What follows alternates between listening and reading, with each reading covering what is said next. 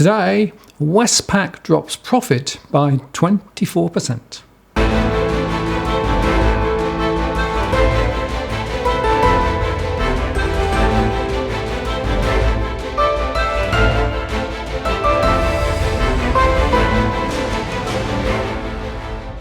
Hello again, it's Martin North from Digital Finance Analytics. Welcome to our latest post covering finance and problem news with a distinctively Australian flavour. Westpac released their first half 2019 results today and declared a statutory net profit of $3.17 billion, down 24%. It would have been worse, but for the lower than expected provisioning at $0.33 billion, and revenue was weaker than expected as they were hit by slower mortgage lending and weaker treasury. Margin is under pressure, but customer remediation costs continue to rise. And looking ahead, they foresee ongoing weakness in the Australian economy with subdued GDP growth this year, expected to hold around 2.2%, and they said consumers were being more cautious in the face of flat wages growth and a continuing soft housing market. And they expect system credit growth to moderate with pressure on margins to continue, but they do expect credit quality to remain in good shape. So let's look at their results and focus in on their mortgage book as we go. Cash earnings were $3.29 billion, down 22%, and cash earnings per share were 95.8%, down 23%. Within that, market and treasury income was down 5% this half, excluding derivative valuation adjustments. Non-interest income was down 30%, or 13%, excluding major items, which included provisions for estimated customer refunds, payments, and associated costs, along with restructuring costs associated with resetting the group's wealth strategy. They claim there was a focus on expense management, although overall expenses were 1% higher. Cash earnings, excluding major remediation and restructuring items of $753 million after tax, was down 5%. And Westpac has provisioned $1.4 billion pre-tax in total over the past 3 years to work on its customer remediation programs, including $1.24 billion for customer refunds. And $896 million pre-tax in provisions were made this half, which is $617 million post-tax. And they said that they have more than 400 employees working directly on remediation projects, and over the past 18 months, they have repaid around $200 million to customers. The bank's net interest margin was down 12 basis points from the first half of 2018 due to provisions for customer refunds and higher short-term funding costs. There was also a 4 basis point decrease in Treasury and markets, primarily from Treasury interest rate risk management. And there was a rise in 90-day plus past due and impaired, with stressed exposures rising from 1.08% to 1.10% from the previous half. But total impairment provisions fell slightly from October 18, despite individually assessed provisions slightly higher. The economic overlay was weirdly reduced, despite the weaker economy, and this gave them some wriggle room. Mortgage delinquency in Australia continued to rise as expected, with 482 properties in possession compared with 396 last time, and most were in Western Australia or Queensland.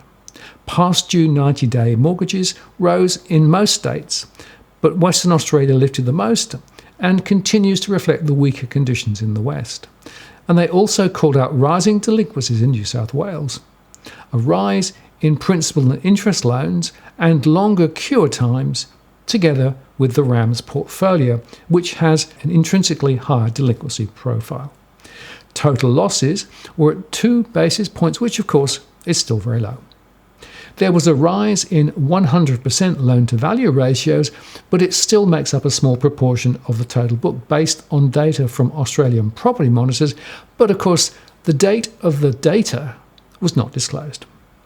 They have tightened lending standards significantly, they say, and 62% of the portfolio were originated after the tightening. However, that means that 19% of loans date from 2012 to 2014, and those will contain some much higher risks. Now, it's worth going through their main points to see just how much has changed. In 2014, the 10% limit on investment property lending growth was announced, and that was implemented by the 30th of September 2015 by APRA, of course, and has since been withdrawn. In 2015, they brought in strict loan affordability tests for new borrowers, such as increasing the minimum assessment floor rate to 7.25% and the serviceability assessment buffer to 2.25%. They also lifted credit card repayment assessments from 2% to 3%. They also adjusted the income bands and post-settlement postcode location, marital status, and dependence in the household expenditure measure benchmark, and the serviceability for loans with interest-only terms was assessed over the residual principal and interest term, not the full loan term. Plus, the maximum interest-only terms were reduced for owner-occupiers to 5 years. And in 2016, they introduced mandatory 20% minimum shading on all non-base income, for example, rental income and annuity income. Previously, non-base income was discounted by varying amounts, and they also stopped non-resident lending, and in addition, for Australian and New Zealand citizens and permanent visa holders using foreign income, they tightened verification, and the LVR was restricted to 70%, and they also made the maximum interest-only terms for new interest-only property loans down to 10 years, and the maximum loan-to-value ratios were restricted to include lenders' mortgage insurance capitalisation.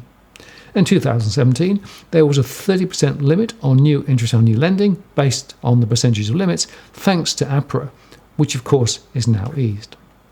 And they introduced tighter limits on interest-only lending at 80% loan-to-value ratio, and also heightened supervision of mortgage lending warehouses. And they strengthened the settlement hindsighting processes of applications with the introduction of a so-called Day 2 review team, meaning more due diligence on settlements. And then in 2018, Westpac introduced more granular assessment of expenses through the introduction of the 13 categories to capture living expenses and other commitments, and income verification requirements for self-employed applicants was strengthened. 90-day delinquencies were 75 basis points for interest-only loans, compared to principal and interest at 83 basis points. And they made much of the better quality of new mortgage lending, but this begs the question about the backbook, in our view. The bank's return on equity was 10.4% and down 3.5 percentage points, or excluding major remediation and restructuring items was 12.8%. And they declared an interim fully franked dividend of 94 cents per share, which was unchanged on the previous one. And their common equity tier 1 ratio, the CET1, was 10.64%, and they say it's above APRA's unquestionably strong benchmark. And of course, they also have the challenge on higher capital requirements in New Zealand ahead.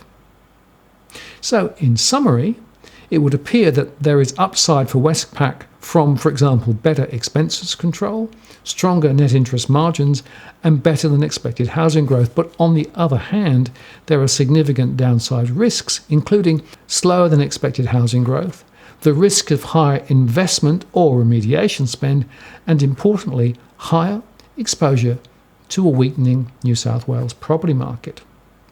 But I'm left with this question. Given the tighter economic scenarios that we're now looking at for Australia, and the significant tightening lending that's happened recently, to what extent has Westpac fully represented the higher risks in their portfolio? Now, I know that's a management judgment thing, but it seems to me that they've taken the opportunity to position their results to maintain their dividend, but to me, the provisions that they've made look rather on the low side. We will see, I guess. So this is the third bank to report, and every single one of them has now underscored the building risks in the mortgage sector in Australia. And they directly associate it with weak income growth, big mortgages, and all the other factors that we've been talking about for quite some time. I think we're beginning to see more signs of difficulty ahead, and tomorrow we'll be releasing our next mortgage stress data to the end of April, and I can exclusively say to you today that mortgage stress has climbed once again, which signals more risks ahead. I'm Martin North from Digital Finance Analytics. Many thanks for watching, and I'll talk to you again next time.